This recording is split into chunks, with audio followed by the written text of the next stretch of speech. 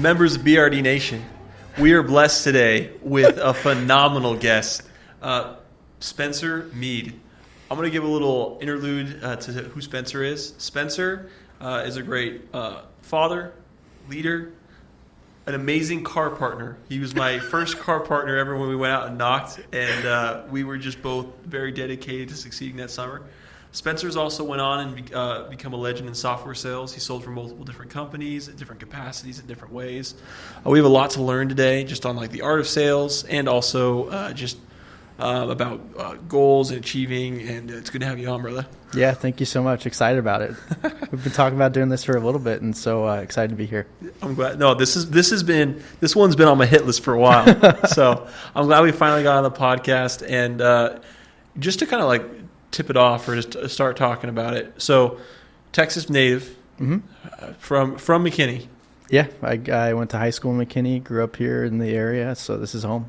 I love it.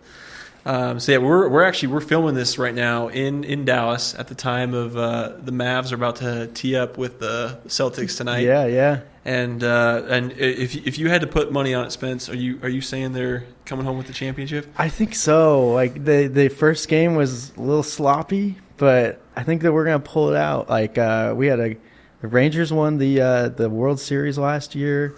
Stars are playing pretty well. Well, now they're done, but. Yeah, I think the Mavs are going to pull it off. I hope so. I don't want the Celtics to win. So yeah, I'm a Luka guy. But so cool. Well, so from Dallas. Yep. Went on an LDS mission. Did. And where'd you serve again? I served in Salt Lake. Salt Lake South. Salt Lake South, baby. Yeah. Hey, like Zion, the land of milk and honey. That's awesome. And so served a mission, and then came out first summer was 2014. Yeah, 2014. Decade ago. Man, yes. 10 years ago. The first summer went out and sold with Romney, then sold another summer with Romney, and then you ended up selling at Aptiv for your final summer. But kind of walk me through like I know your summer sales history pretty good. And then I want to learn more too about your software. So walk us back. I kind of jumped in for you. Tell us a little bit about that journey. Yeah, absolutely. So I've always known I wanted to be in sales. I was like the kid in elementary school that I'd go down and buy a whole bunch of candy bars and sell them on the bus. And I got kicked off the bus one time, I think, because I was selling candy bars, and they kept telling me to stop. And I was like, I'm making money. I'm going to keep doing this. So I was selling candy bars. I had a lawn mowing route. So I kind of knew that I wanted to be in sales, but I didn't really know what that really meant. And then towards the end of my mission, I kept running into these guys that were selling pest control. And I was like, oh, I should think about doing this. So then when I got home, it was definitely something on my radar. But I got home, I worked for the summer at a golf course, just making minimum wage, just enough to pay for food, kind of thing. I remember that what really hit it for me was, what really solidified my decision to go out and sell was my first year at BYU Idaho. I was so poor that I literally had to buy a box of noodles, of spaghetti noodles, and I had to make it last for an entire week before I had another $100 come in to pay for food for the next month. And I was like, I'm done. I'm never gonna be poor again. And so my first summer, we went out, we sold together. So many stories to unpack there. I feel like I had a decent summer, decent first year. I can't remember how many sold, but I feel like I had a pretty good first year. Second year I came back. I brought one of my buddies out, sold here in Dallas, and then you're right, I went to Aptiv and I sold in Chicago and had a whole team. That's cool. Yeah. So, I mean, obviously, just when I first met you, I could tell you were a very driven person. You had goals and ambitions, and obviously with the lawn mowing business, selling the candy bars, that starts from a young age. A lot of that too, though, is cultivated, and I think learned over time and stuff like that. And you've carried that through doing summer sales and now in like your current profession, what are some things though that you think are important to like keep yourself locked in, focused, and like kind of on those goals and those visions? How do you, like, no one just becomes a great salesman, or like, or no one just has, like, I think people are like, it's in your DNA. Yeah, no. What are some things you've done over the years to kind of like keep yourself a motivated, successful salesperson? I think like, for me, being a successful seller is all about having a process and trusting the process. I remember when I first started in software, I was working for a company called Qualtrics. I went and I found like the top rep in the company, and I was like, hey, his name's Jordan. It's like, hey, Jordan, can I go like take you to lunch? I just want to like pick your brain and figure out like what makes you so good at what you do. And he taught me this analogy that like has paid huge dividends for me, like for years ever since then. There's like little like token pushing machines at like an arcade. You put like a token in and they kind of get pushed to the edge, and eventually they start falling off on the other end. Yeah. Like for the jackpot and stuff like that. Yeah, exactly. So I look at like any kind of sales, like it could be door to door, it can be software, right? Any kind of sales or life in general, is if you have a process and you do the right things the right way long enough, like the results always come. And so it's so similar to that like token machine, where if you put like if you focus on doing the things that you have control over, control the controllables, put the tokens in the machine. Sometimes you're starting with like a completely empty machine and you got to fill it up before like the tokens start getting pushed to the other end, and start falling off, and you start seeing results from that. But I've seen that if I have a process and I do that and I focus on the things that I have control over and over again, then the results always come. 1,000%. And what I love about that is it teaches you to have a growth mindset rather than fixed. Yeah. So much of sales is within your control, and you don't have to be a certain cut, a certain quote. Like anyone can sell. You just have to be, like you said, know the game plan, put in the game plan, and don't get discouraged when you're putting in 10 tokens and nothing comes out. Sometimes it feels like there's a big black hole and there's like a curtain over the machine. You're like, I'm just like putting these tokens into a freaking black hole, and nothing's going to come from it. And let's talk about these black holes. So everyone's been in where they feel like it's a lackluster week, a lackluster day, or maybe in a quarter, or whatever it is. What do you do when it feels like the storm's hitting? Like what like obviously when you're like, let's talk to a first year rep, second year rep, or like, because those first 3 years, when you're first year going out by yourself, second year bring a buddy or two, and 3 when you're bringing out a full team. Yeah. Like many people are going to experience a black hole moment. Yeah, absolutely. And what's your biggest advice for getting someone out emotionally, and then just also how do you continue and motivate forward on that? Yeah. So the first thing that popped in my head was I recently read the book called Take the Stairs, and it's really good because the author, he talks about how there's this like phenomenon that happens in Colorado where when there's a big thunderstorm that comes rolling over the mountains on the farmland, all the cows will see the thunderstorm and turn around and start running the other way to run away from the storm.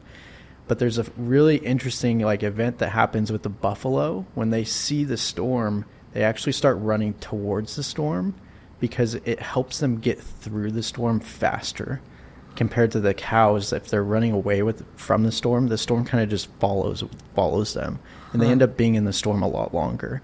So that really resonated with me because I feel like so many times in sales, it doesn't matter if you're in door-to-door software or doing something else, like selling something else. Sales by nature, you're going to have a lot of rejection, and it's a grind. And there's a lot of moments where you're like, man, like I feel like I'm banging my head against the wall, and like what am I doing? Like why am I doing this? But I think that like just kind of approaching the problem head on and just figuring out like what am I going to do to get through the storm instead of kind of just ducking my head and trying to avoid it. So I think there's that component, but then I also think just having a really solid why of like, why am I doing this? Especially like, for going back to like my door-to-door days, it's like, why am I going out and doing this? I could like go and, take some like super easy cush sales or summer job like all my other friends did in college, right?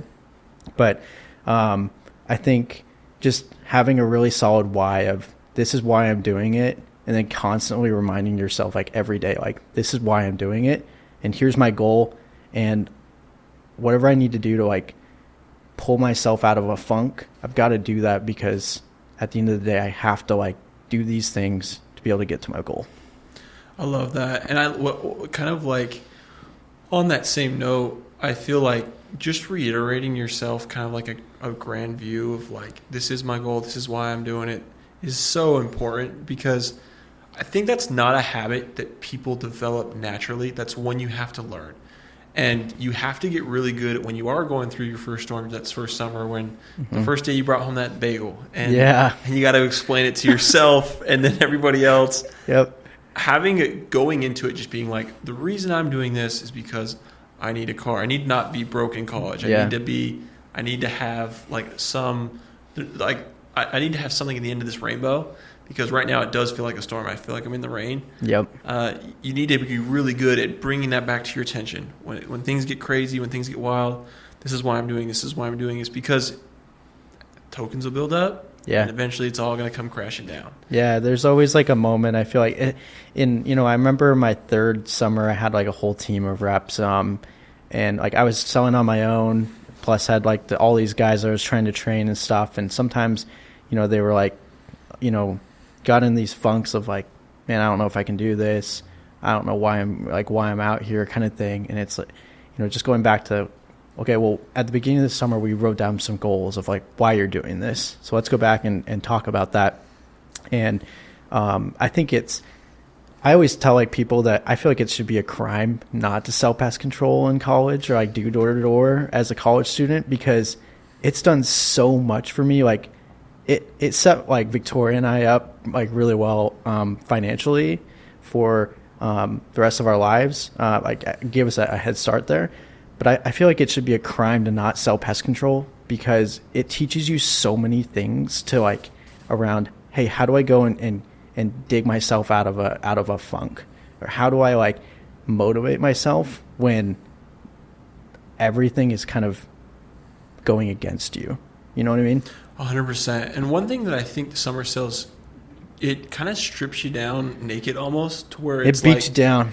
Well, and the thing is, you have to have, like, it strips you down to where it's like, let's build soft skills. Because you have to perform in order to get paid. You have to perform in order to be like having continuing success.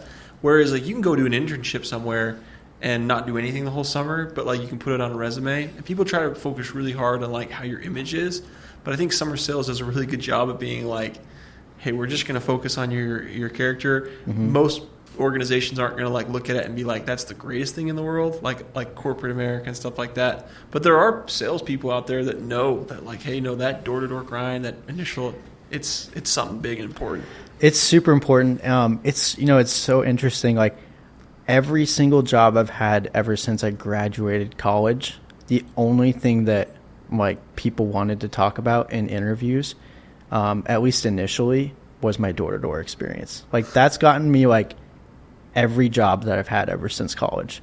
And it's because you have to be super gritty to be able to go out and like sell pest control and hit door after door after door, especially in Texas, when it's like 500 degrees every day, right? And it teaches you a lot. And so being able to go and like tell that story of like, hey, look, like I did this when I was in college, and like, yes, that's been a long time, but I share that because like it taught me to be super gritty, and it taught me to work hard, have a process, trust the process, and know that, results don't always come immediately. But if I do the right things the right way long enough, then I'll get to like a goal or get the results that I want. And then that translates into almost anything else in life, whether it be software, whether it be like family stuff or anything else in your life, right? Dude, I love where this has gone so far, and kind of where I want to take it is our first summer together. So when I first met you, you had already been selling for about a month or so, and you were kind of seen as one of the big dogs in the office. When I got there, I looked at like you, Ben at the time. I was like, those are the guys that actually know how to sell. And if you're in an office right now and someone's trying to give you advice, because you actually weren't trying to like just be like, hey, here's how you do it initially. You kind of like, we were both just, I think it took us a second to be like, I'm used to you. We were in the same room, but like initially, I don't think me and you were really tight. But I saw you succeeding, and I was like, man, I really want to like learn from this guy. And so I remember just asking you initially, like, hey, can you pitch with me? Can you role play? And you would kind of like show me how your process and do things. And slowly over time, it went from you were driving out, I think in your own car and other stuff like that, to where as the summer went on, there was all the people that weren't selling that well, and then there was like some other people that were selling, and then there was me and you who were together, and we're like, we're going to go kill this today. We're going to sell a lot of pest control. And I think if you're in an office and you start to see those groups formulating of like, don't want to sell, can kind of sell, and the guys that really, really want to sell, I'm just so glad that I had you there, that we could create that culture together. But let's talk on that really quick. Like, what when you see those formulating and stuff like that, I mean, I just feel like birds of a feather flock together, and learning to just be around that, I think, is just so important. Yeah, I totally agree. Like, I feel like it's like I feel like so many people say it all the time. Of you are like the average of like the top or like the 5 people you spend the most time with, right? Yes. And especially in door-to-door, like during the summer, you've got to go and like, first of all, I think it's so important to put yourself on a team that's got a bunch of like really like high-performing reps, and then go and just attach yourself to like that group or that pod of people on that team, because if you're hanging out with all the reps that are out like sleeping in their car or not working very hard or don't have the right mindset, it's going to be really like you're putting yourself at a disadvantage. And even the complaints, like even like sometimes like you'll notice that the top guy in the office, he generally isn't the one that like everyone's had to push him out the door in the morning, or like he's the one that's like, hey, see you later, I'll do it, and just kind of making it happen. And so I think honing in, especially when you're starting on that energy of like, who is that guy? How can I get around that? And that's what you were for me. And that's why I was like, we got to have Spencer on the pod, because you were definitely someone that helped pick me up in the beginning. And we had fun together. We had a ton of fun. Like the first summer, like, again, I can't remember how long it took us to end up being like everyday car partners, but it was the majority of the summer. We were like every day. It's just like Dawson and Spencer and whoever else wanted to be in the back of the car. Well, do you remember that period when like everyone wanted to drive in the car because we were the only ones that weren't charging gas money? Yeah, because we were actually selling. Yeah. we were actually making money, so we didn't really care about like $5 or $10 for gas every day. Yep, those were good times. Oh, and so I guess so eventually you obviously that first summer you transitioned to another, and then you ended up leading a team. Talk to me about leading a team, because there's a difference between going out and selling and taking care of yourself, and then learning how to take care of everybody else. What are some key things to like, you're like, hey, this is what a solid team leader needs to do. This is how to control that locker room and keep everybody moving forward and on. I think that the first thing I think one of the most important things at being a team lead is like being super selective of who you put on your team. Like I've seen so many I've seen so many teams just take a warm body that has a heartbeat, and it's like, oh yeah, we'll take you on your team, on our team.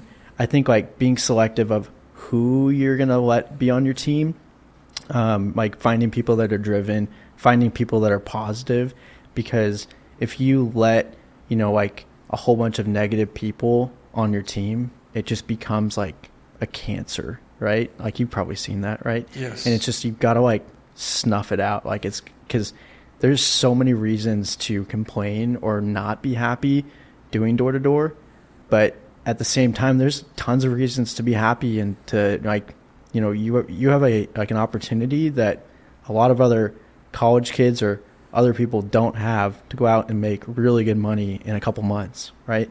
But going back to your question, yeah, I think it's like starts with like who's actually on the team, and then just starting to, like, you know, go through like training with them as soon as you can, and not waiting till just, you know, like the first day of the summer to try to, you know, just get them started on, hey, this is what the pitch is, this is the service, this is how you go through pricing, all the objections, blah blah blah. But I think like just over the summer, like getting to know each of the reps, understanding what's their why, what are their goals, how can you like help encourage them in like a meaningful way, and not just, you know, constantly following up with them of like, you know, what's wrong, or like, or how do I help you kind of thing. It's, I think, just understanding your team and what makes them tick is really important. And I think we were talking about this the other day. I feel like there's such a big difference between being like a top dog and then being like a really good team lead, because they're just two very different skill sets, right? Like, you can be a really good like lone wolf rep, but then just because somebody told you to go be a team lead, that doesn't mean that you're automatically going to be like a really good leader. And I don't necessarily like think that, you know, I'm like the best team lead that there was at Aptiv, right? But we did have like a really successful team. I can't remember the exact stats, but our team was one of the top teams in the entire company. That's awesome. So, well, and I think it just comes back to being able to like read people and be with them, and kind of like, I think in sales you can get like that first 5 minute, like door-to-door sales, especially pest control, it's a 10-minute interaction, or most 90% of the time. Yeah, you're there pretty quick with the customer, unless they have some crazy objections. You're getting in and out of that porch relatively quick. Whereas when you're a team lead and you've gotten really good at that 5 to 10 minute interaction, if you're a team lead, you have to get good at not a 5 to 10 minute interaction anymore. You have to get really good at a whole summer, whole year interaction with these people. Yeah, it's true. And you're taking care of people on. It's not as transactional. Yes, it's more of a like it's more of a friendship, and it's more of like a long term, like, hey, I'm going to take care of you, like, let's make this happen. Yep. But it's an important skill to have. Yeah. And it is one you can work at, but it's also it's a very different skill. Yeah, it is. So it's different, and like, you know, you can see, I've seen like team leaders or like other leaders in like in the door-to-door space that like people can sniff out if you're being fake like so fast, right? Like, if you're just trying to be friends with somebody because you want them to come out and knock with you and be on their team and, you know, make money off of them, like, people can sniff that out. And then like, if it's just like a one-way relationship where, you know, you just want reps to be on your team, and as soon as they decide that they want to do something different, then like you're dead to them. Like, people aren't going to refer their friends or their family to go and work with you. Yes. And the one thing I want to add on that I think is really good with bringing that up, fake energy, like, people do it so much in sales. People love to act like, sometimes in the morning role plays, and I'm sure you've seen this, people love to like role play a customer that isn't real. Like, they love to like respond with the way they don't actually respond on the door. They love to like, and I'm like, why do we do that? Like, let's just like, what are we trying to accomplish doing that? Yes, exactly. But like, that's the thing is like, if you can get way more real with people and just be like, hey, I remember like one morning, I'm like, this is what they like. Team leads always told me. I'm like, I'm just actually going to say what I actually always say.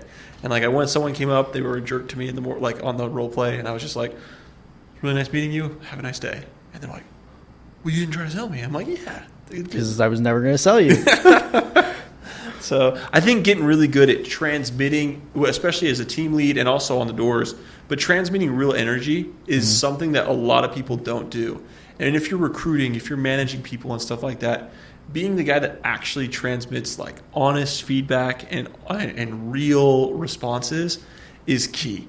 Don't give them the answer that's like fake or not super cheesy or not what you really do. Like help people and just get the best honest answer to them as quickly as you can, and everyone's going to grow faster. Yeah, absolutely. Like you don't have to like try to pretend like something is something like totally different. Like if like the answer is, you know, this is what you need to do, or like this is how I do it, then just tell people what the reality is, and you'll help them get through whatever it is that they're dealing with a lot faster.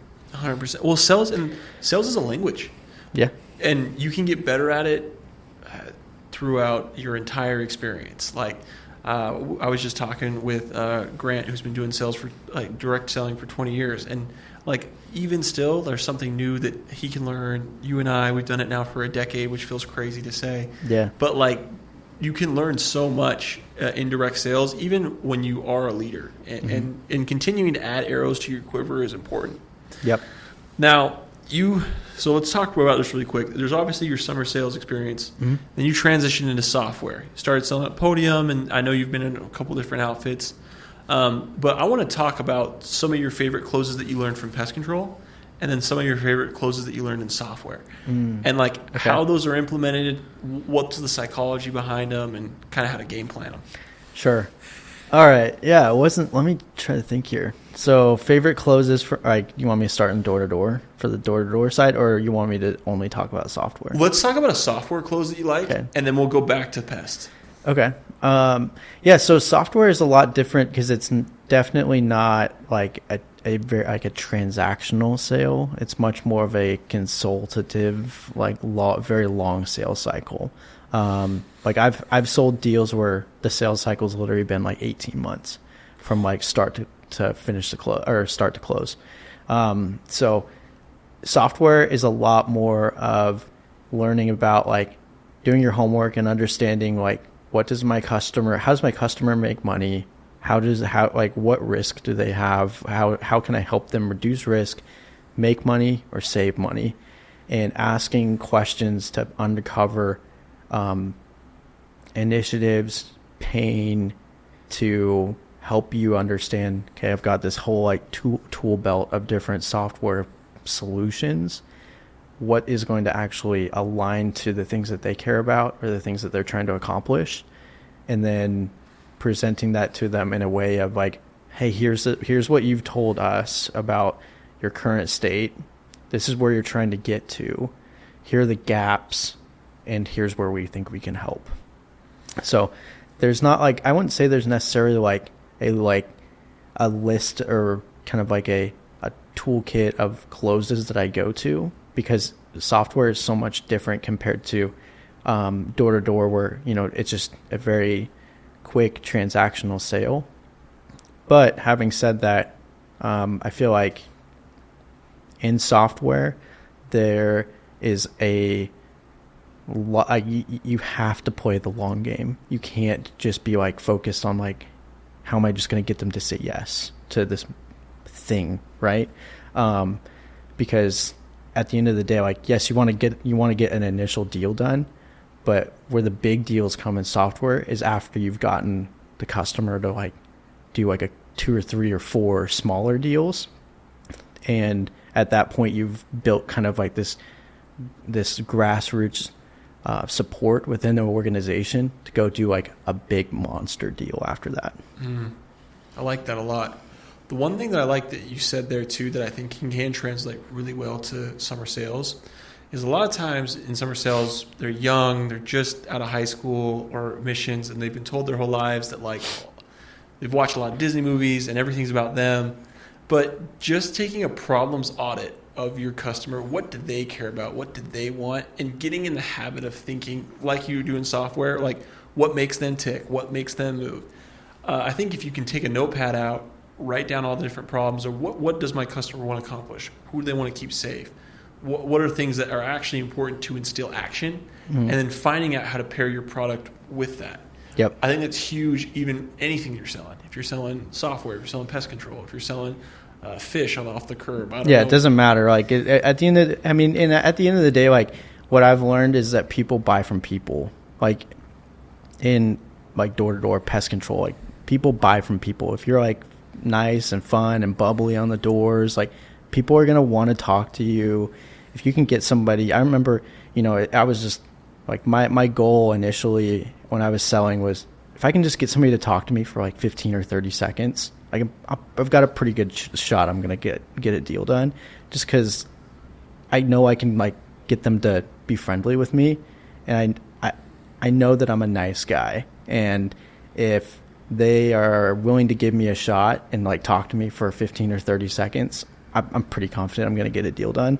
And the same thing is in any kind of other sales, right? Like you've got to go and build champions. You have to go and like build relationships so that, in software, when people are having conversations internally within the organization, you got to have a whole bunch of people that are going to be willing to like pound the table and say, no, we need to buy this. We need to invest like $1 million into doing this. And this is why. Because you're not going to be in those meetings. You have to be able to go and build those relationships. And those people need to be super confident that, hey, if I stick my neck out for Spencer and for XYZ company, I'm going to, like, these are the results that we're going to get. And it's going to make me look good. It's going to save the company money. It's going to make the company money. We're going to reduce risk, whatever it is, right? I love it. Well, and what I like about what you're saying right there's two campfires that are important in sales, and you've got to throw logs on both of them at different times. There's like the value, what the service actually is, and like basically what the service is actually providing. And then there's the other ones of like how the campfire of like, this is the value that it brings. Sorry, not value. This is like the inside, what's inside of them that's wanting them to even buy. And you have to add logs to both of those fires at different times to get them to tip over the edge and actually buy. Totally. But kind of what you said there, there's something I want to back up on. The initial approach. I don't feel like I talk about this enough in this podcast, and I want to kind of hit on that. The initial approach is so important, and as I've been training first reps this year, I've started to notice that some of them are really bad at the initial approach, and it's kind of tough because over sales and time and more experience, you start to learn different little things to kind of like make that process smoother. Yeah, and you get better like reading people and like understanding like, oh, if I go down this path, it's gonna be the person's gonna receive it a lot better than if I just stick to the pitch kind of thing. And I guess my question to you is, what are some things that you remember about like the beginning part of an initial approach, or just like initial interactions that you're like, it was important to do X or Y or Z in order to kind of get my foot in the door, get that extra 10, 15 seconds to kind of keep things rolling? Sure. I feel like for me, it was what I had to constantly remind myself was I needed to be super animated. Like in my head, like I needed to feel like I was really animated, right? Because if I was feeling like I was super animated, in reality, I probably was just being like friendly and, like I wasn't being like over the top, right? But like for me, I just had to like constantly remind myself that even if I had been knocking for 4 hours, it was 1,000 degrees outside, I had talked to nobody or nobody was even giving me the time of day. I just needed to have every door be a completely new door. I needed to be super friendly, smiley, bubbly, like just easygoing, like someone that it was easy to talk to me. Because if you let, the door that you just got done talking to and they slam the door in your face or they're a total jerk to you, if you bring that to the next door, then you're just doing yourself a disservice. Like the person that you're talking to now couldn't care less about the interaction that just happened 2 minutes ago. Yes. No, and you have to have something that lures people in. And like, that's what I think a lot of times people don't realize. Sometimes like I'll role play with first year reps and they're like, hey, sorry to bother you, or hi, it's nice to meet you. And you're like, bud, let's make this lively. Yeah, let's it's like would you buy from somebody that knocked on your door that did that? Like people knock on my door all the time, and like I usually let them like go through their pitch just to listen to them. And sometimes it's like, man, I would never buy anything from you. And then like, every once in a while there's like a rep that will knock on the door and I'm like, that was good. Like I'm not going to buy from you because like I already have whatever you're selling, but here's $20 to buy yourself lunch or something, right? But like, I think like you have to think about, again, like people buy from people, and put yourself in the customer's shoes. Like, are you somebody that you would buy from if you if somebody knocked on your door and had like an initial pitch that you have, right? Yes. If you're watching this and you're hearing me and Spence talk about this, I think if you can type in Kenny Brooks, he's like on YouTube, and like look up his sales pitch. Oh, Kenny Brooks, he's like Kirby. He sells like the cleaner on the yes. Yeah. It was a clip that went viral a couple years ago. But one thing that I love about that clip is it shows you like like there's probably like, I think it's probably got 6 or 8 million views, or 4, like maybe 4 or 5 or whatever. But like it shows you how people really do love like a good one-liner that's fun, that's fat. You shouldn't be over the top, but like you don't want it to feel weird, kind of like over it too much. But just there is something about just a nice joke at the right time, hitting like one of my favorite ones when I'm walking up on the porch is like, let's say that I see someone in the yard. Yeah. And I'm like, instead of like have to go all the way up, I'll be like, hey, I'll trade you jobs, or like other things like, hey, does your wife pay well? I mean, I'm looking to change what I'm doing. And like I think just having small things like that make the beginning part of the pitch so much more friendly, so much easier to get. Mm-hmm. But like having the energy of like a Kenny Brooks, if you watch that video, and then also just having a couple good one-liners to get you a half second longer is going to make the sales process so much easier. Totally. Because, I mean, if, like, you know, put yourself again in, like, the homeowner's shoes. And I feel like sometimes it's hard when, especially in your first year, like, you've never owned a house, you probably don't have a family, you know, like, put yourself in, like, the homeowner's shoes. Like, they're in the middle of doing something. They're in the middle of eating dinner or cooking dinner or, like, spending time with their family. Their dog's going crazy trying to get out the door. So, like, the first thing they're trying to do is, like, think of, how do I get this freaking redhead kid off my porch and tell him to buzz off, right?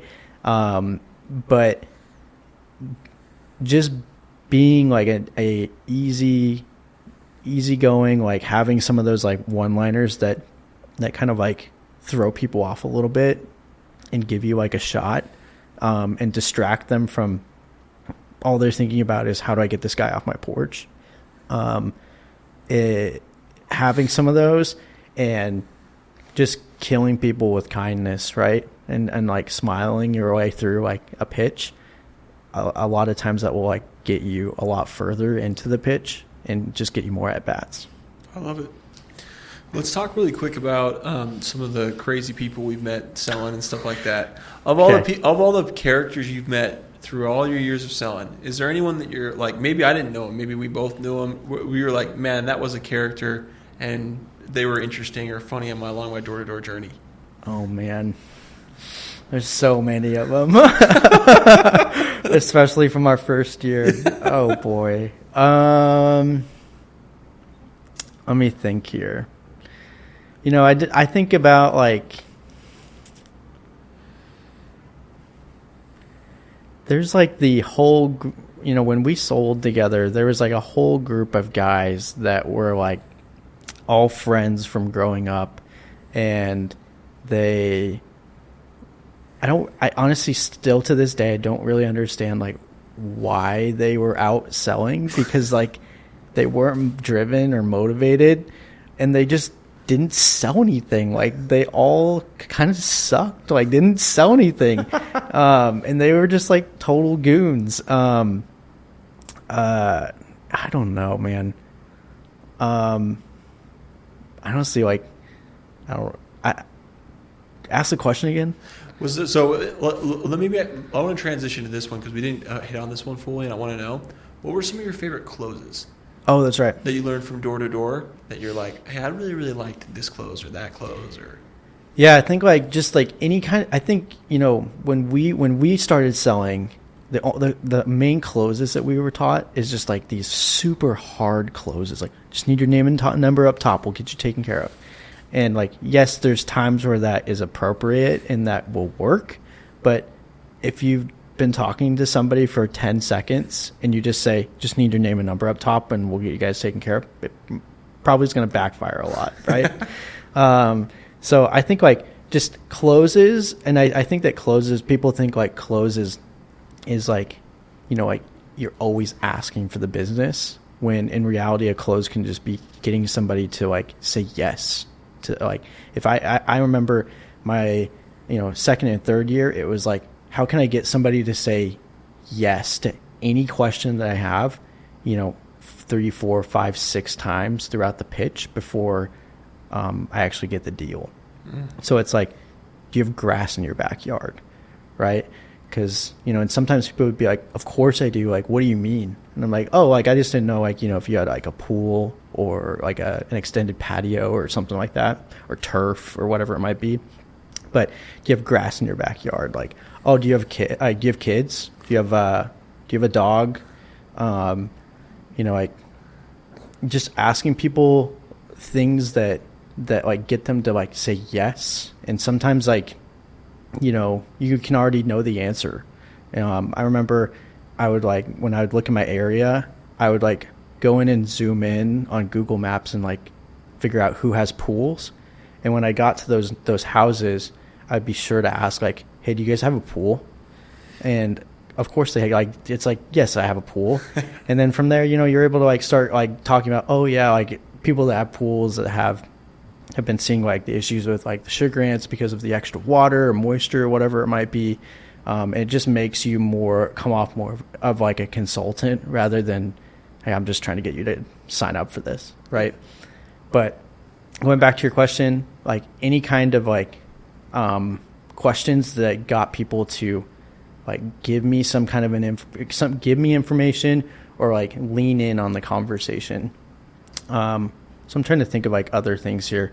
Like I would even ask like, sometimes I would say, they'd be like, oh, I already have a company.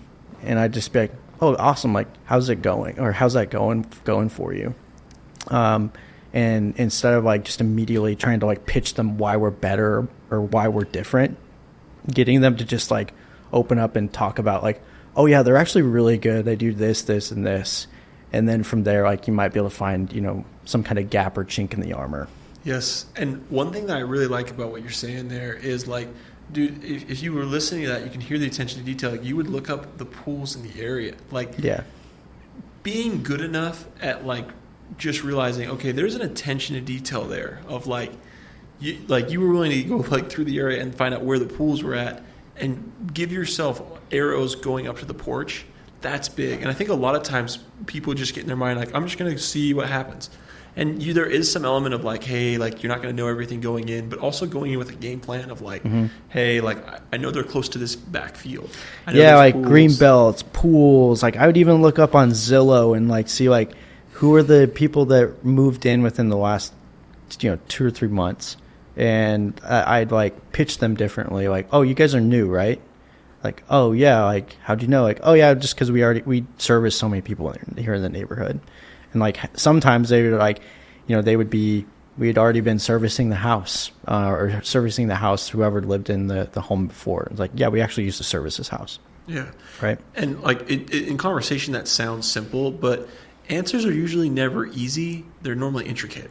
Yeah. And if you can get really good at like looking at small details like that, I hope everyone that's listening is just taking a lesson of like, that honestly is a huge area management thing that you dropped there within the close. The yes train's great. I also love I love when they have a dog and you're like, do you have a dog? And they're like, yeah. Oh, cool. Oh, or the kids that you see all the kids running around in the background. You have kids? Yeah. Yeah. It's just such an easy way to kind of continue the conversation. And I love when they give more information on top of that. Having a good find out question is really, really powerful. And I think like it's just like I don't think that there's a silver bullet in door to door that makes that separates like the 200 level reps from the 3, 4, 5, 600 level reps or whatever it might be. There's not like that one thing. The difference is a whole bunch of small things that add up and make a big difference over the course of the summer. When you go out and you knock like 100 doors or 200 doors every day, and maybe you talk to 20 or 30 decision makers throughout the day. Those like 1 or 2, 3 things that you do differently, like give you an extra 5% chance you're going to get a deal with those people, and that ends up giving you 1 or 2 extra deals every day. Yes. So. And one thing on top of that is like if you can just get, I think a lot of times in summer sales we all want to like obviously have a big day, and that's a big part of it. But if you can just go in for the first 2 weeks and just be like, I'm gonna get 1% better today. I'm gonna get like just a little bit hair, because over time it compounds to where you're so much better than you were, and so many of those difficult situations that you couldn't handle at the beginning, they're easier to you. And so I think a lot of times, especially at the beginning, like I'll see guys freak out when they have a bad day or a lackluster moment, and they'll be like, I just need to learn everything, or da-da-da-da-da. It's like, no, how about we just work on the spouse objection? One thing. Yeah, let's work on the spouse one. Let's focus on this. Just go get 2 today. And in my experience of selling now, I've actually reordered which objections I think are most important to go over and which ones are least. If you're listening to this, I think the 3 most important ones to kind of like go over are spouse is the number one, because people a lot of times put it off on their spouse and they can't make a decision. The second one's can I get a card, and the third's a switch over. Yeah. If you can get really good at those 3, you'll find 1 or 2 people every day that just need it, or like are willing to give you a shot. Right? And then if you can get good at switchovers, you can get really good at like tipping those people over, and when they try to push it off on their spouse, you can get 3 or 4 more. And then if you really bust your butt and just go out and work, you can get a ton. Yeah, and I feel like especially for first years, it's like so easy to fall into this like this trap of thinking that you have to go out every day and have like a big day, when in reality it's like if you're a first year and you go out and you crank out like 2 or 3 like good revenue wise contracts, you're gonna have a good summer. Like 3 sales every day for a first year, and if you keep your contract values high, like you're gonna go home with like a lot of money, right?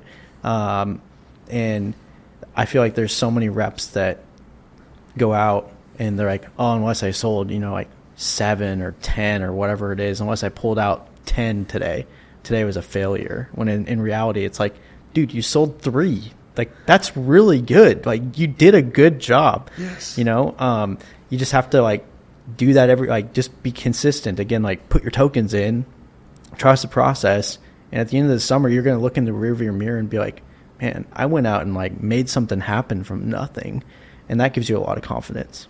And you're gonna get better. You will. Like, and that's the thing that I don't think a lot of people understand when they're first like checking on their summer. I see so many people go to me like, well, I'm only doing this right now, and if that continues for the whole rest of the other 16 weeks. Yeah, exactly. It's like, if I continue this trend, I'm only going to be at like 150 or 200. And it's like, dude, you're going to get better. Like you just started doing this 3 weeks ago, and you didn't know anything about pest control other than like you spray for ants 3 weeks ago, and now you're out here like selling it. So you're going to get better at switching people over. You're going to get better at knowing, like how to read people, things like that. Yeah.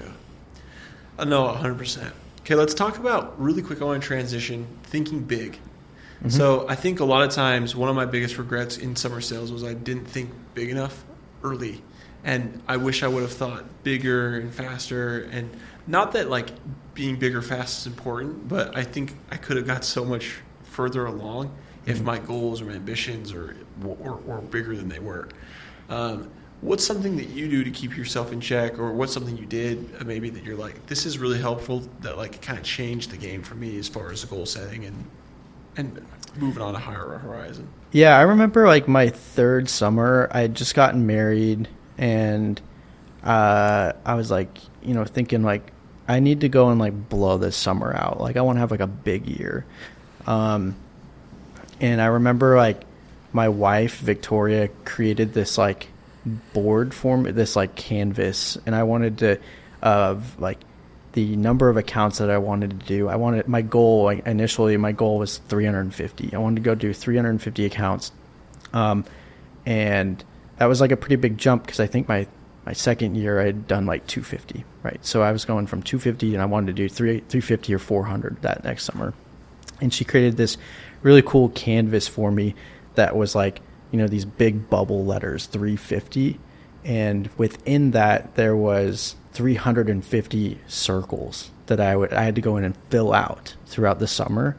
And it was like it was so small, but like it was something that kept me motivated at the end of every day. Because when I got home, the first thing I would do is I'd be like, hey, I got 4 today. And we go in and we'd like color in 4 circles. And so in like, from like an everyday perspective, it felt like, like I have so many of, I have this huge goal I need to get to, but it was cool to be able to see my progress and like celebrate the small wins throughout the summer. And I feel like that's something that a lot of reps don't do, is like celebrating the small wins instead of, just focusing like, oh, I've got to get to this number, or like I've got to get to this amount of revenue for the summer so that I can make this, so I can go buy a rental properties, or like so I can pay for school or whatever it might be. They're always focused on these like huge goals, but they forget to celebrate the small stuff. No, I love that. And you've always been really good at that. In our first summer, you did a really good job of of like making sure that you were tracking your sales. I remember you had a spreadsheet, and you had the total amount of what you were going to take home. And I don't think I understood in the moment, because you shared with me the Excel sheet and I started doing it. But I don't think I realized in the moment how valuable that was to just track my sales, and then also just track my progress, because you do, when you can count those small wins and have the big day, it gets you excited, it gets you pumped, and it also tells you how much further you have to go. Yeah. And tracking your progress, eventually it increases your level of activity, I'm convinced. Yeah. And so that's one thing you've always been good at, but shout out Victoria for making it more fun and creating the sheet and stuff like that. So. And I think like that's like, that translates into so much more outside of just, knocking doors, right? I think learning how to set goals and holding yourself accountable to them, and like committing to those goals of like, I'm going to go out and I'm going to like make this happen. And sometimes you have to kind of work back of, I've got this huge goal. What are like some of these smaller milestones that I need to hit to get to that point? But that like, I feel like that is applicable for almost anything in life, right? I think that summer sales just demands it. Like you have to do that to keep your sanity throughout the summer. Well, it makes it so much more fun. Like I think a lot of times like a big goal is exciting when you hit it, but like it's kind of fun like going and crossing off 4 different spots on the board and then being like, hey, let's go grab Raising Cane's, or let's go like just celebrating. That makes life more enjoyable. It makes the process more fun. And I think one of my biggest regrets in sales. I remember something that we used to do our first summer. On Tuesdays, we'd go and like pound tacos at 10 o'clock at night when we'd be coming home. Dude, we could order like 1,000 tacos. Dude, those roasted tortillas, dude. Oh, they're just like the nice warm. Dude, we ate a lot that summer. Dude, that was a fun time. Oh, dude, I miss some of those like crazy moments and stories. And one thing that I'll say too is anyone that is going through the first summer and watching this, like you're never gonna get the first summer magic back. Like the seller's high of the first time of selling a lot, getting excited about like learning the process, the Jedi mind tricks of sales. Like there's so much fun and joy that's there. And while you're going through it, have fun. My biggest regret in sales is not enjoying the journey a little bit more, smelling the roses. Yeah. Yeah. And like I always tell like my brother's selling this summer, as you know. Yeah. And He's killing it too. He's doing awesome. I always tell him, I'm like, hey, this is a marathon, not a sprint. Like you gotta like focus on like this is a marathon. There's gonna be ups, there's gonna be downs. You gotta like take a second and realize like I've done some really good things up to this point, and celebrate the small things, right? Because again, like it's so easy to get caught up in the monotony of like door after door after door, day after day after day. It's 1,000 degrees, it's easy to get caught up in that and not celebrate like I've done a lot of really good things up to this point. Amen to that. Well, Spence, I guess just in kind of wrapping it up and finishing, I just want, if you could go back and it was like you're ending out your sales career. I think I don't talk enough to the people that are wrapping up. I talk a lot of time to the first people, but at some point, we're all not going to knock forever. Like that's just the reality of it. Yeah. At some point, you hit 40, you age out, and I mean, wherever it is, everyone has a different end goal. Yeah.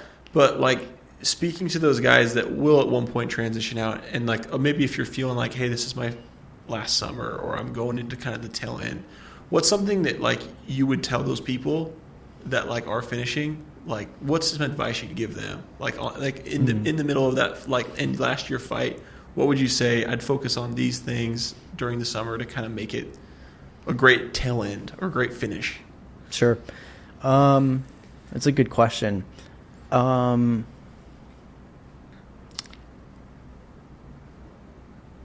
I'd say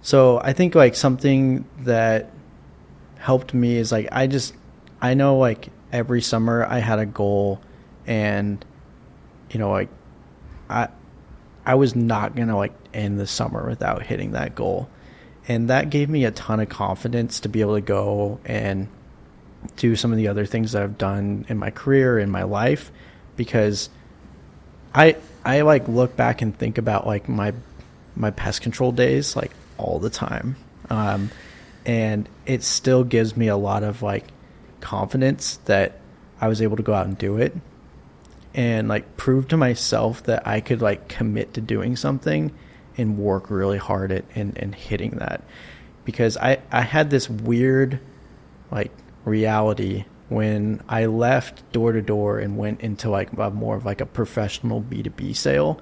I had this thought in my head that in like a professional like B2B sale, there's no such thing as lazy reps, and like everybody works really hard, and that is so far from the truth. Just like there are in like door to door, there's reps that work hard and crush it. There's also reps that are super negative and suck. Like they end up having like a terrible summer. So I think like going back to your question, like teaching yourself how to develop good habits and develop a process, trust the process, and then you finding a way to replicate that or like pattern match into whatever else you're going into. Yeah. Hopefully that makes sense. No, it does. And what it reminds me of a Chinese proverb, how you do anything is how you do everything. Yeah. And just in when you're coming close to any finish line, I think it's important to remember that like the patterns and the stuff that you're setting there, it's going to follow you to your next job. Yeah. And so if you are going out and it is the tail end of the season, make sure you leave out winning championships rather than like having like one of those like crappy like last season reunion tours, victory laps. Yeah, exactly. Yeah. Make sure you're going for championships rather than just going through the motions. Yeah, absolutely. And again, like doing door to door in like my summer sales experience, I wouldn't trade it for anything. Like it was a great experience, and it's paid so many dividends like post pest control, right? Like I said, every single job that I've ever gotten ever since I graduated, I've gotten it because I sold pest control. It's taught me so many habits and given me the grittiness to get through like whatever I need to get through, whether it be with work or dealing with something else and just in everyday life. Again, like I'm convinced like anybody can sell pest control. And it is like such an incredible experience for people that are in college or even after college, but definitely like people that like are wanting to go out and have like an experience that's going to teach them a skill that they can go and replicate across really anything else that they do throughout their life. 100%. So. No, dude, it really is a phenomenal experience. The greatest summer experience ever. We're going to do a lightning round, and I'm going to let you go, but I just want to hit you with a couple questions. Favorite motivational speaker right now? Just give kind of one answer. Favorite motivational like person or someone like that inspires you? Ed Milet. Cool. Favorite sales book? Favorite sales book? Or could... I'd say like probably The Happiness Advantage. It's a great one. I love that book. Your hero. My hero.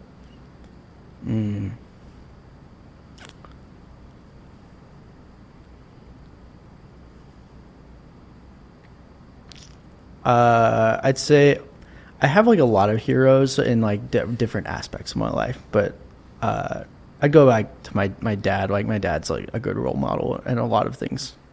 Love it. Favorite thing to eat? Ooh, that's a good one. I'm a big foodie, so it depends on the day. But favorite thing to eat? Favorite place, maybe new local find.